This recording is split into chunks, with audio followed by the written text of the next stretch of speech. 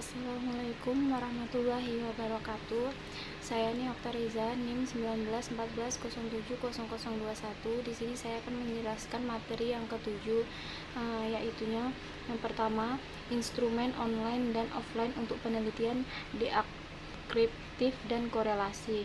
Instrumen online dan offline penelitian deskriptif. Instrumen offline dapat berupa angket secara langsung dan wawancara secara langsung, dan instrumen online dapat berupa wawancara secara virtual. DNA menjabarkan keseluruhan permasalahan dan solusi dari penelitian yang akan kita teliti.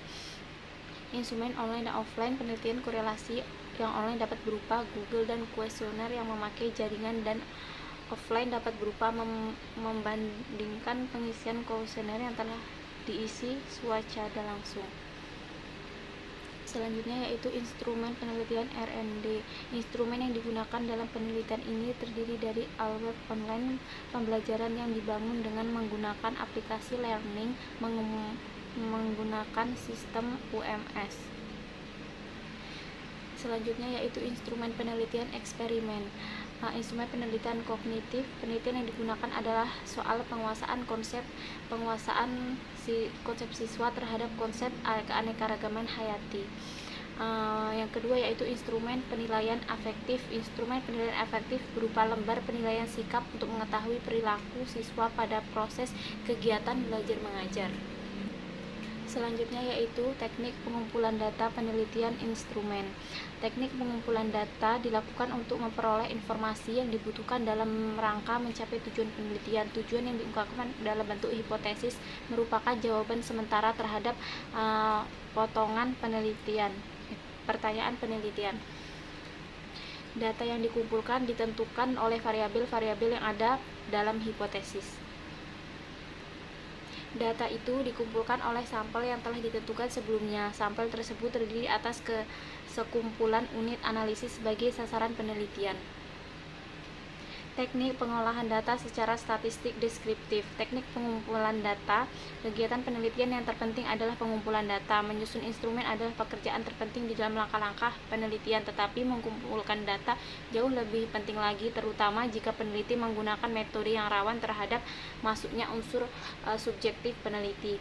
Pengumpulan data melalui kuesioner atau angket. Sebagian besar penelitian umumnya menggunakan kuesioner sebagai metode yang dipilih untuk mengumpulkan data.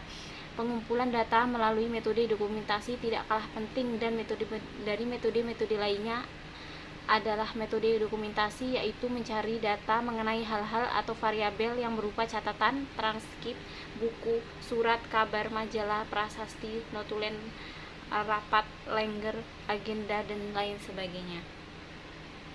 Selanjutnya yaitu teknik pengolahan data secara statistik diferensial hingga hipotesis. Definisi statistik diferensial merupakan teknik statistik yang digunakan untuk menganalisis data sampel dan hasilnya diberlakukan untuk populasi. Uji R, koefisien determinan menunjukkan suatu proporsi dari varian. Uji F dapat dilakukan dengan membandingkan F hitung dengan tabel F banding F tabel dalam Excel hingga huruf F hitung lebih besar dari F tabel.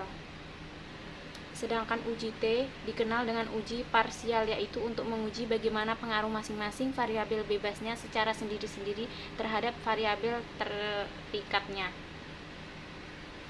Dan yang terakhir yaitu prosedur langkah penelitian. Yang pertama yaitu coba-coba, yang kedua yaitu metafisik, yang ketiga yaitu metode ilmiah. Ada 6 kriteria pada metode ilmiah. Yang pertama yaitu berdasarkan fakta, yang kedua yaitu bebas dari prasangka, yang ketiga yaitu menggunakan prinsip-prinsip analisis, yang keempat yaitu menggunakan hipotesis, yang kelima yaitu menggunakan ukuran objektif, yang keenam yaitu menggunakan teknik kuantitatif. Dua pilar ilmu pengetahuan, yang pertama yaitu logika, rasio atau teori, dan yang kedua yaitu pengamatan empiris atau fakta. Penelitian pada dasarnya dilakukan untuk memenuhi rasa ingin tahu manusia. Ada beberapa cara memperoleh pengetahuan. Yang pertama yaitu keyakinan, yang kedua yaitu otoritas, yang ketiga yaitu intuisi. Tahapan proses penelitian. Dalam proses penelitian harus melewati beberapa tahap sesuai dengan tahap berpikir ilmiah yang meliputi. Yang pertama yaitu konsep mengaktualisasi masalah, yang kedua yaitu mengajukan hipotesis, yang ketiga yaitu menggunakan data, keempat yaitu pengolahan dan analisis data, yang kelima yaitu mengambil kesimpulan. Dan yang selanjutnya yaitu menyusun jadwal penelitian. Jadwal kegiatan penelitian adalah serangkaian daftar tabel yang menunjukkan tahapan secara lengkap dari persiapan, pelaksanaan, penyusunan laporan dengan membeberkan keterangan waktu di dalamnya, sehingga hal ini bagian dari rancangan penyelesaian yang bersifat sistematis.